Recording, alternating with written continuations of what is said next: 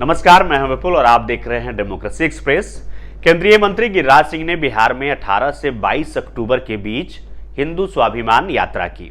इस यात्रा से जहां बिहार बीजेपी ने किनारा कर लिया, वहीं राज्य में बीजेपी के साथ सत्ता में शामिल पार्टी जेडीयू भी असहज दिखी। गिरिराज सिंह ने ये यात्रा राज्य के भागलपुर, किशनगंज, कटिहार, पूर्णिया और अररिया में की।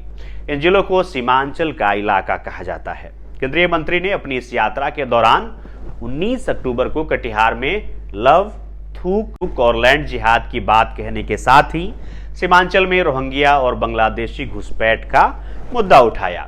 वैसे बिहार में पिछले कुछ समय से कई राजनीतिक यात्राएं चर्चा में रही हैं, चाहे वो नेता प्रतिपक्ष तेजस्वी यादव की संवाद यात्रा हो या हाल ही में अपनी पार्टी लॉन्च करने वाले प्रशांत किशोर की पद यात्रा हो। फिलहाल वीआईपी प्रमुख मुकेश सहनी की निषाद संकल्प यात्रा और भाकपा माले की न्याय यात्रा चल रही है, लेकिन सबसे ज्यादा चर्चा गिरिराज सिंह की हिंदू स्वाभिमान यात्रा और इस दौरान आए बयानों की हुई। गिरिराज सिंह की इस यात्रा पर राज्य की मुख्य विपक्षी पार्टी आरजेडी से लेकर सत्ताधारी पार्टी और बीजेपी की सहयोगी जेडीयू ने भी सवाल उठाए हैं। जेडीयू ने जहां इस यात्रा को गैर जरूरी बताया, वहीं तेजस्वी यादव ने यात्रा के पहले चेतावनी दी थी, अगर इस यात्रा से नफरत फैली तो आरजेडी चुप नहीं बैठेगी। आलम यह रहा कि इस सियासी उबाल में बीजेपी ने भी गिरिराज सिंह की इस यात्रा से किनारा कर लिया। अब सवाल यह है कि आखिर ये यात्रा इतनी महत्वपूर्ण क्यों बन गई थी।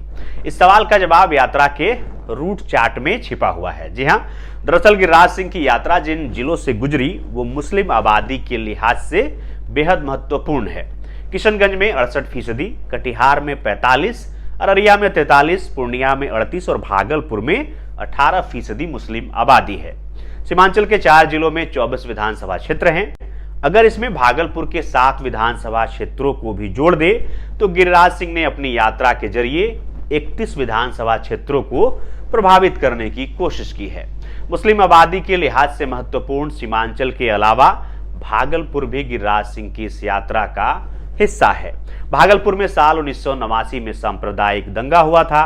बिहार बीजेपी ने पहले ही इस यात्रा से खुद को किनारे कर लिया था।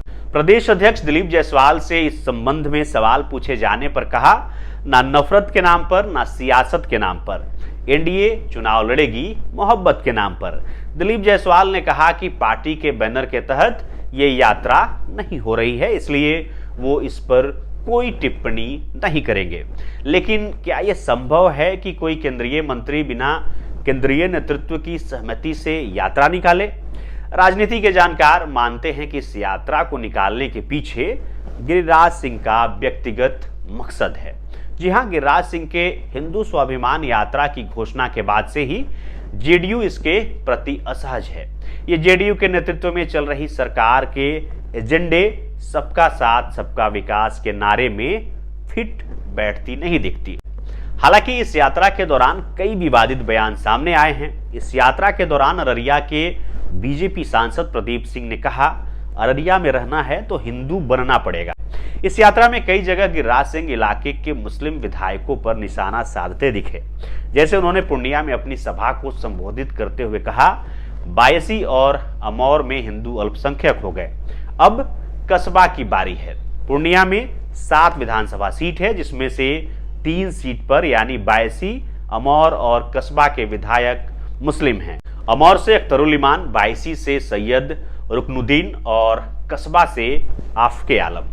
बिहार में विधानसभा चुनाव साल 2025 में होने हैं। देखना दिलचस्प होगा कि पक्ष और विपक्ष में बहुमत हासिल करने को लेकर और सत्ता पक्ष यानी जेडीयू और बीजेपी के भीतर भी खुद के पॉलिटिकल स्पेस बढ़ाने को लेकर कौन कौन से राजनीतिक करतब भविष्य के गर्भ में हैं।